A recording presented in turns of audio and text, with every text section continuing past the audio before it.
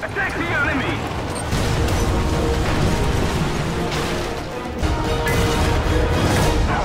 Victory is ours!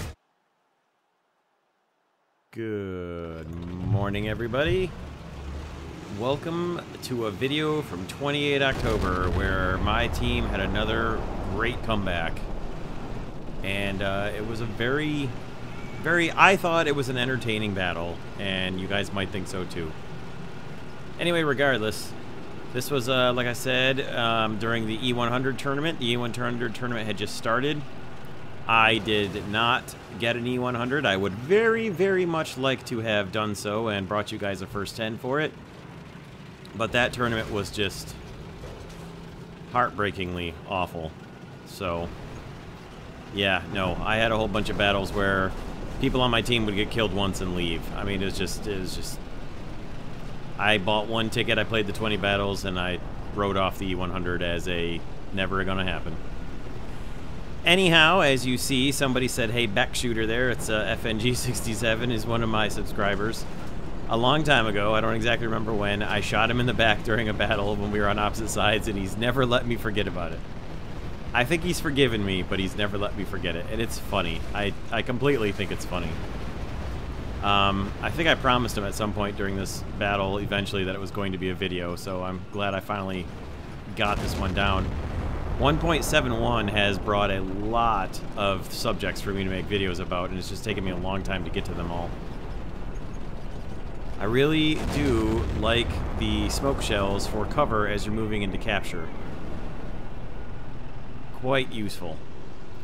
And I also really like my MBT-70. I'm pretty sure I'm really going to like the KPZ-70 as well. I'm really excited about my German lineup, which is neither here nor there, but the vehicles with the new Begleitpanzer, or Begleitpanzer, whatever, pretty exciting.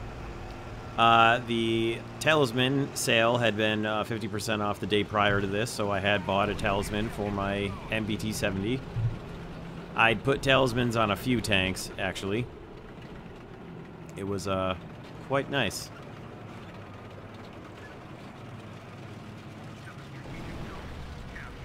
I figure the MBT-70, I'm going to drive it a lot, so once American tanks come back, I will be driving it quite a bit. I'm actually trying to spade out my other tank lineups, my other nation's tanks, so that I can just drive my favorite tanks a little more often instead of always trying to be grinding. But anyway, as you can hear, there's an enemy around the corner here. You can certainly hear him. I waited hoping he was going to drive through, but basically he was backing into a hiding position here. I knew he heard me too, so I drove past him to try and bait him out. As soon as I got by, I swung it into a hard skid to bring the gun to bear. And then I just fired just a little bit too early. I should have waited on him to fully expose his his turret, and get his gun crew in the turret. But this was still a little bit early on in my MBT-70 career, and I hadn't gotten patient enough to wait for the good shot on KPZ-70s. That is the place to shoot them. Go for the side of the turret or the right-hand side of the tank's turret itself. So left-hand side, if it's looking at you, that's where 2 of the 3 crew members are, and that's the place to shoot it. Or if you can hit them in either side, directly through the middle-ish, just behind where the gun breech is, you're probably going to hit 2 crew members. So that's the way to do it. They're not that hard to deal with if you know where to aim. They do bounce shots from the front, and it's difficult to get a good fire on them.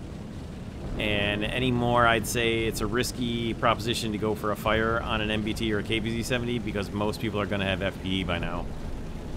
At least a very high number of people are going to have it, so it's pretty dangerous to try and go for a fuel tank or an engine fire on them. Engine fire isn't bad, but the fuel tank fire in the front, I don't think that's a great tactic anymore.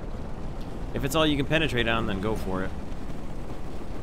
At any rate, I came back in my T95E1 after getting knocked out by Scorpion, who just so happens to come up in the picture here, and get a good shot into the back of his ammo right as a Leopard comes around the corner. Now, thankfully, this Leopard only had APDS rounds, because he put a pretty good hurt into my turret there, but the T95E1, one of the few things it is very good at is it's pretty well shielded against APDS rounds.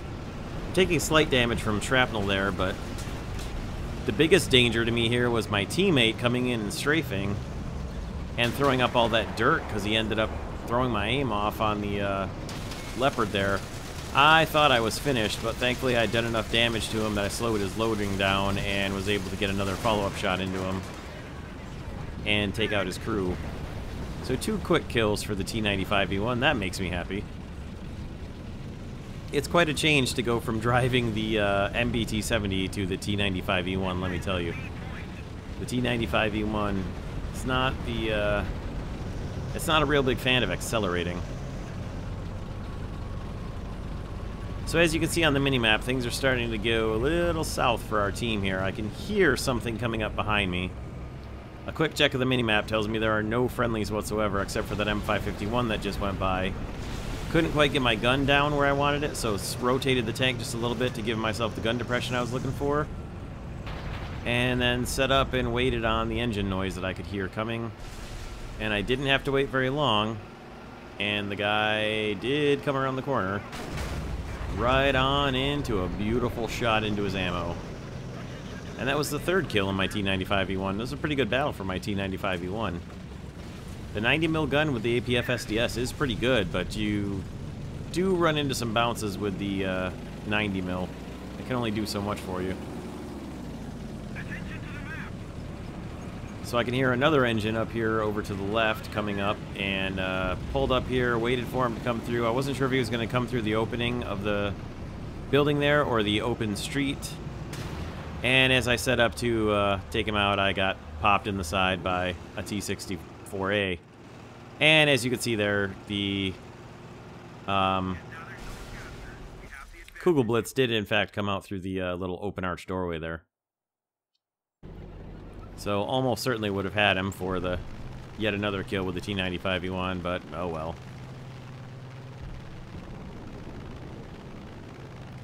Came back in my P-47N15, which has got a pretty decent loadout for it now. It's not fully researched yet, obviously, but it's got all the ground strike loadout you could hope for in a P-47. A MiG made a pass on me there, but I saw him coming enough to duck just enough to throw off his aim.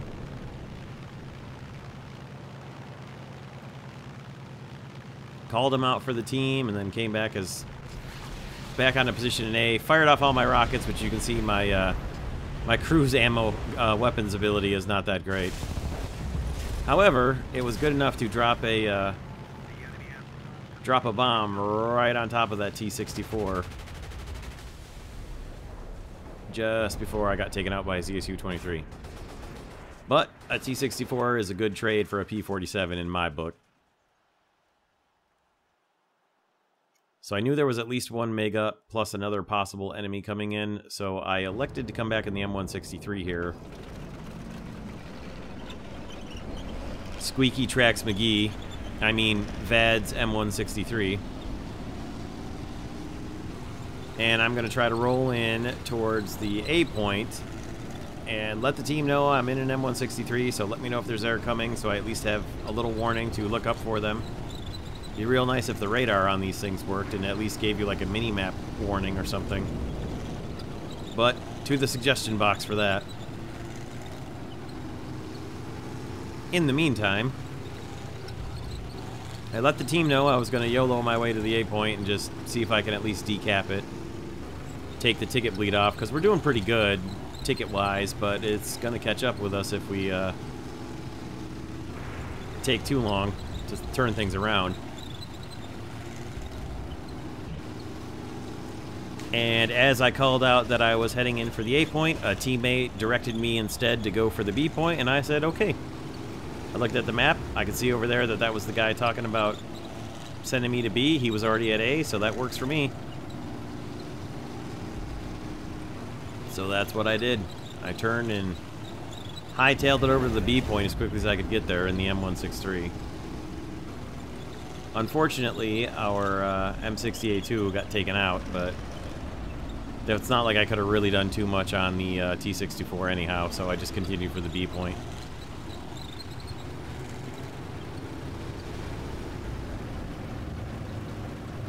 Sadly, I do not have artillery.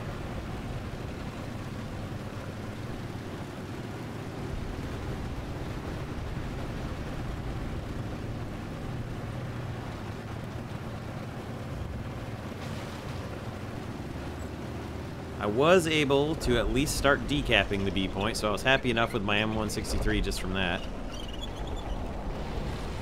And of course enemy artillery gets fired at me, so I backed away as much as I could and just tried to search the sky for enemy planes while I captured the B point.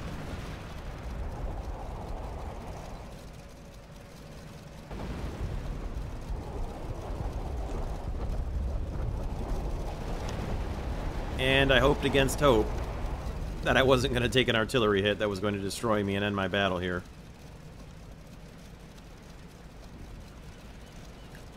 And Big Phil there in the chat pretty much gave me a heart attack, like I said, when he said there was an enemy tank at B, which is right where I was in an M163.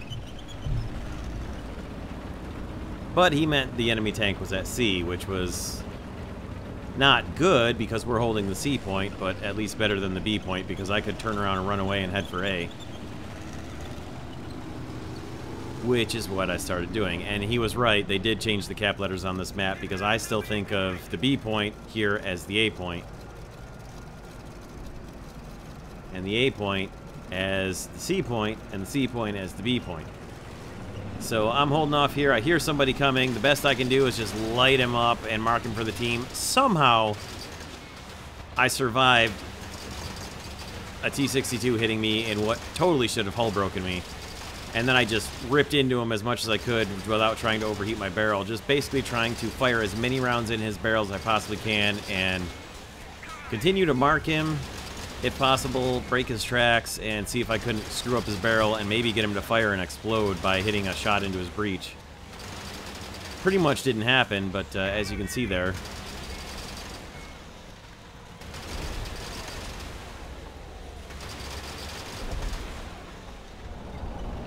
as I started moving forward to get away from him, and also anybody who wants to claim Russian bias, he didn't hull break me when he very much should have. So there's at least one counter Russian bias argument right there.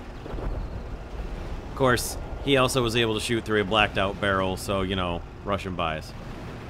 Thankfully, all the hits that I dealt out and survived there with the M163, along with capturing a point, allowed me to come back in my M103. Which has gotten back to making me very happy to drive it, because that solid shot armor-piercing round, good golly Miss Molly, is that a thing of beauty. The Heat FS shells don't work quite as effectively as they used to, and that is disappointing, given that their 120 millimeter Heat FS should still be pretty good.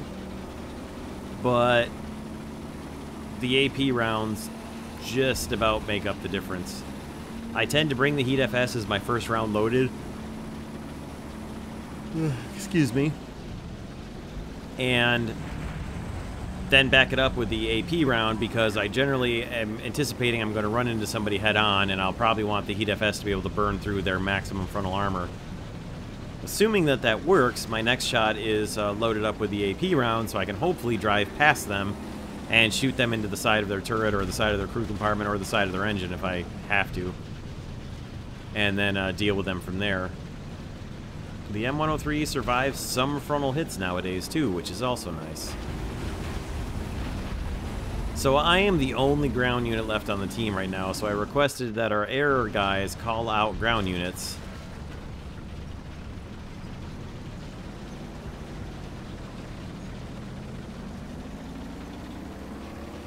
And then I drove myself into the B point. So, like I said, I've survived hits in my M103, and that was a good hit from a T-62 right there that didn't penetrate. As I'm watching in the B point to try and pick him up.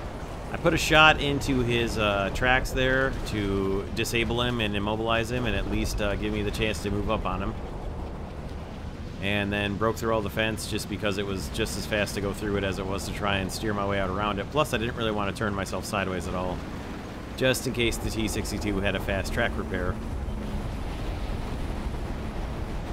As my tank reloaded, I rolled myself on in behind him. And, of course, he was ready and waiting. He also wasn't where I thought he was. But, watch this. Oh! Thing of beauty. Gigantic solid shot AP round through the lower front plate and just eradicated his crew from the inside out. Now, unfortunately, that stopped me a bit short of the B point, which was less than optimal, but at least I was still alive and repairing. As we're losing the C point for them to be able to take all 3 capture points.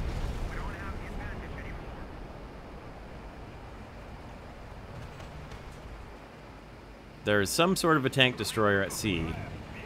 I couldn't tell at the time, but it's an Object 268. I know that from watching this replay a couple times to prep myself for the narration.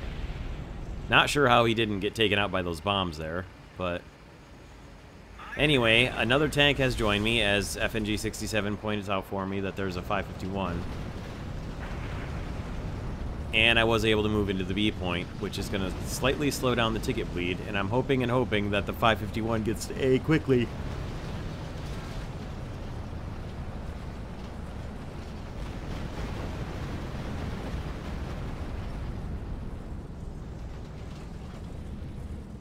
It's been a long week. I'm narrating this on Friday night. I probably should have saved it for Saturday morning, but I wanted to get this one done and started rendering so I can get it uploading overnight.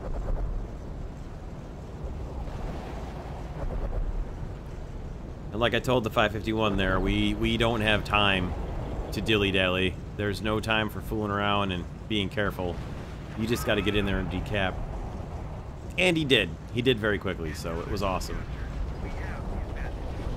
I moved myself up towards the A point to help him, to either come in and pick up the slack if he were to get killed and start capturing, and then again with the beautiful large scale solid shot AP round, just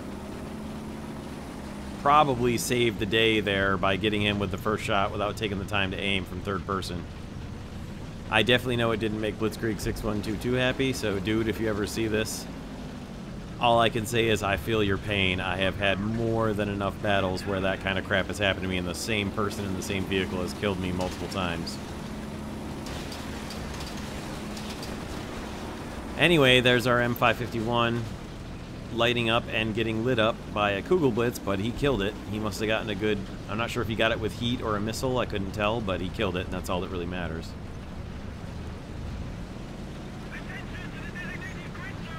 Marked somebody in the square because I'd seen somebody just go by right there, and then I came around the corner to wait for them to drive past me. Set up an ambush with the M103. And then they didn't come down the street like I expected them to, so...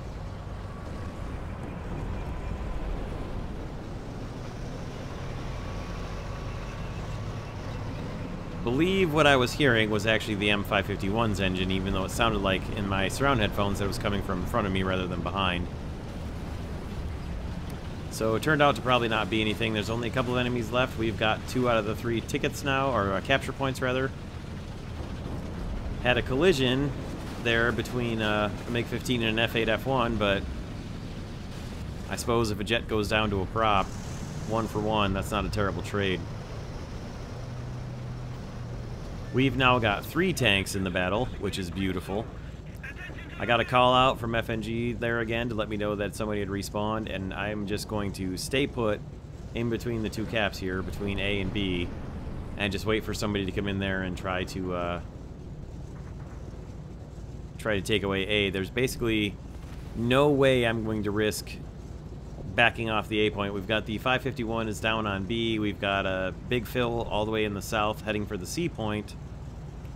And I'm going to sit here and just sit tight on A and just defend it. I've got a real good position here where it's going to be pretty hard for anybody to see me and also make it to the A point quickly, which at this point they should be trying to get to the A point quick if they're coming this way at all. And like I said to Phil in the chat, right now we need you as a live tank more than we need the 3rd point, but if it's safe to take it, go ahead and take it, and obviously get yourself the research points that you're going to get for that. But as we don't have a whole lot of info about what's down near C, I didn't want him to get killed and then have the M551 get shot from the C point down the hill, and then we're really in trouble. It turned out everything was fine. We all made it, but just the same. Right about here is where I decided I think we're going to turn this into a into a good video. This is a pretty good fight. And right there is where I DVR'd most of the battle because I wasn't sure of how much longer it was going to be, over 20 minutes. And then started another video capture, as it were. Could see an Object 120 waiting here. I wasn't sure if he was alive or not. He could have just been sitting there waiting for someone to come up along the A road. So I put some machine guns into him just to verify that he was in fact no longer alive and he was dead. So that's how the battle ended up. 6 captures, 3 zones, or 6 kills and 3 zones capped for a trade-off for 4 deaths. Not too bad, but the important thing was I had talismans on a couple of the vehicles I was driving, and that equated to an over 10,000 point vehicle research battle. And that was pretty sweet. If only this had been a ×5 bonus day, but those were a few days later. Anyway, that was actually only good enough for 3rd place, which I was totally fine with, because we won. And that's the important thing, is winning gets you that 120% research boost. So, and that'll do it for today. Hope you guys enjoyed this one. I apologize for the yawning. It's late at night and it's been a long week. That's all I can say. Let me know what you thought of this video in the comments below, and we'll see you guys next time for more War Thunder real soon. Thank you for stopping by. Have a great day, everybody.